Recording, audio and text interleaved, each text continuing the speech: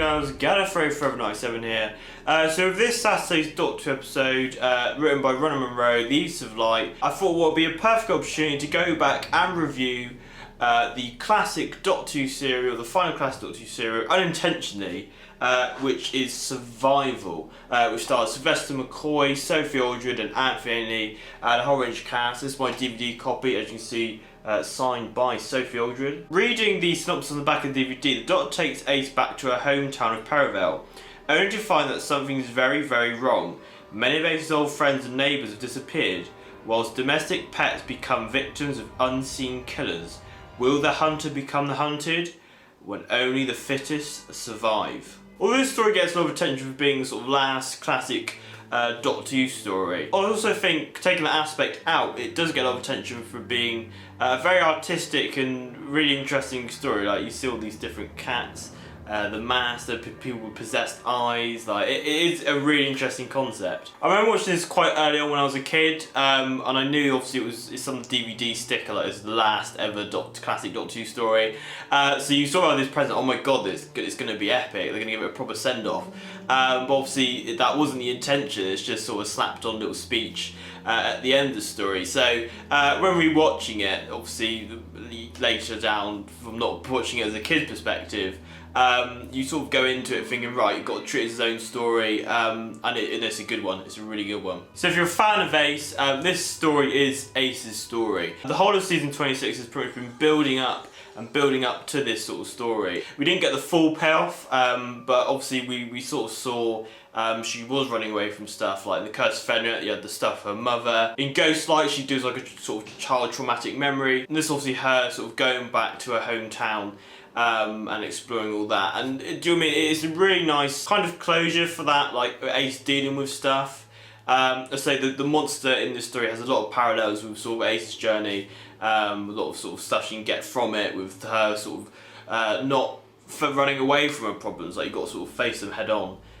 Which is quite a good message. Like, Doctor has good messages like that. Sometimes overly political stuff, but sometimes like these stories have really cool, nice messages within the sort of silliness of monsters and aliens, etc. The main cast do give exceptional performances. You've got Sylvester McCoy playing the 7th Doctor, who continues and develops his Doctor. He's still got that sort of comedic side, but he does play with that sort of godlike Time Lord, which the sort of new series, I guess, has picked up on. There is a lot of stuff in this story which you think, the new series sort of continued that, I guess. But yeah, obviously when he's fighting the Master and he realises he's gone too far, that's a really nice moment. Sophie Aldred gives an amazing performance as Ace, sort of rounding off her mini story arc, building up through season 26. And Anthony plays a really unique version of his Master. Like, you get it to 10, like especially in Travel Time Lord, he's sort of playing the more hard, quite stereotypical Master. But in this, it's nice to give him like a unique twist.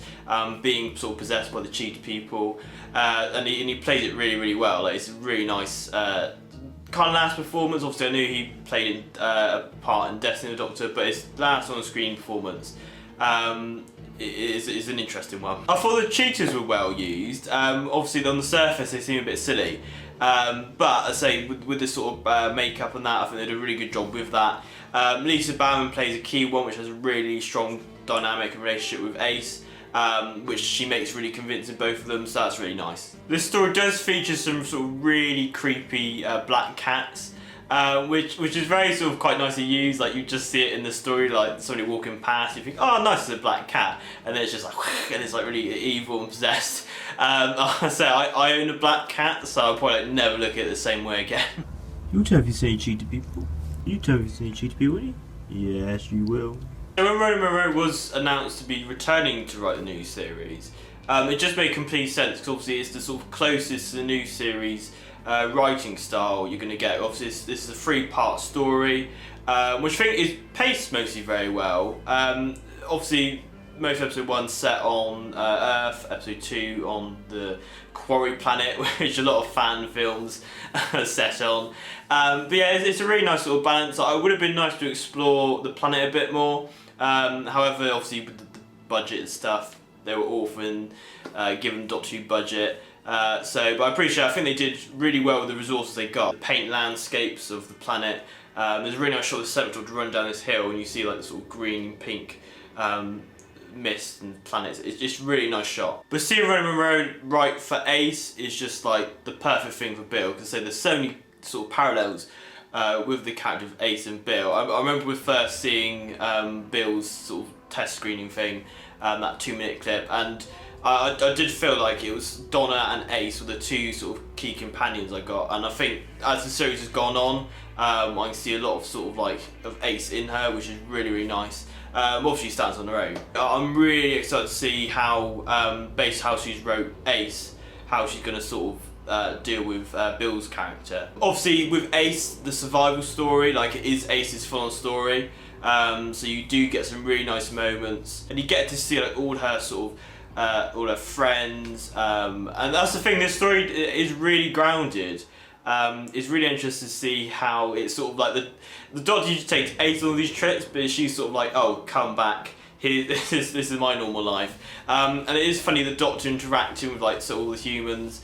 There's a woman at the end of the story like complaining about all the cats around. And there's a really funny scene when he goes to a shop, meets his shopkeepers. Obviously, in retrospect, is quite a bit like cliched. But at the time, it probably was really nice to have a bit of change. A bit like the John Pertwee, I guess, sort of having that invasion thing interfere with Earth. Overall, I think the story has some really great ideas and they're well executed. Some quite dark adult themes for Doctor, I guess, but I think that was sort of season 26 all over, really. There were some really nice issues they tackled with. As I say, if you don't like the Ace character, then I guess you'll like the story, but it's very Ace focused, and I think it really delivers with the sort of resolution, I guess, a sort of mini tie-up to the issues you've sort of been delving with in that season. I say it looks great, all the cast given exceptional performances. I say it obviously is not a very good end to like the entire 26 seasons of Doctor Who. I don't know, even if the episode tried to do that, I don't know if it would have. But obviously we do get a nice little speech which Aaron Cartmel wrote and Sylvester McCoy dubbed at the end of the story, because I think they knew it was going to be over. They got some closure until obviously it returned. So yeah, no, it's a really, really unique story, the 7th Doctor's. It's always a story that really stuck out to me as a child. I remember seeing the DVD kind of thinking, oh my god, this is going to be really good. And obviously later on I appreciate it more and more. It's going to be great to see how so you can sort of bring those writing talents into to this week's episode when I'm filming this, The Eaters of Light, which is on this Saturday. And there's only 2 more episodes and they're at the finale. John Sim, Mondatin Simon, what more could you ask? But yeah, I'm really looking forward to this.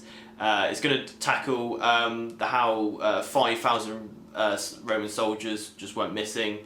Like, as well as Doctor Who things do, it's sort of like, here's an historic event, Doctor Who twist. Graham on Twitter gave me some sort of feedback on the story.